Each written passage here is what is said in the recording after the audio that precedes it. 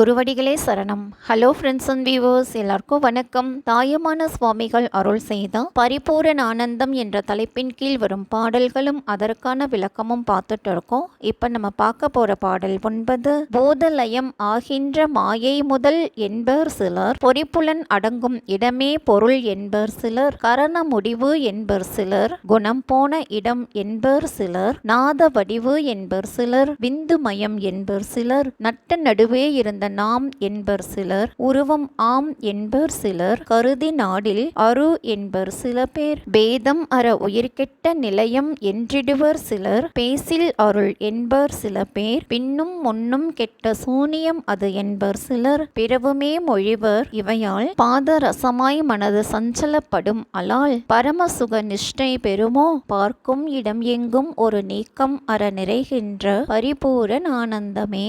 பார்க்கும் இடங்கள் தோறும் நீக்கமர நிறைந்து விளங்குகின்ற முழுமையான பேரின்பமே முதல் பொருள் என்பது ஐம்பூதங்களும் ஒடுங்குகின்ற மாயை என்று சிலரும், ஐம்பொறிகளும் அவற்றின் புலன் நுகர்வுகளும் அற்ற இடமே என்று சிலரும், அந்தக் கரணம் முடியும் இடம் என்று சிலரும், முக்குணங்கள் அடங்கும் இடமே என்று சிலரும், நாத வடிவே என்று சிலரும், விந்துவே என்று சிலரும், இவற்றுக்கு நடுநாயகமாய் விளங்கும் ஆன்மா என்று சிலரும், உருவம் உள்ளது என்று சிலரும், உருவம் அற்றது என்று சிலரும், தற்போதம் அழிந்த இடம் என்று சிலரும், திருவருளே என்று சிலரும், தொடக்கமும் முடிவும் இல்லாத வெட்ட வெளியே என்று சிலரும், வேறு பலவிதமாக கோரும் பலரும் இருக்கின்றனர். இதன் காரணமாக மனம் சிந்திய பாதரசம் போல சலனப்படுமே அல்லாது பேரானந்த நிட்டை கூட முடியுமோ அப்படின்னு கேட்டிருக்காருங்க. இதுதாங்க இந்த பாட்டோட பொருள்.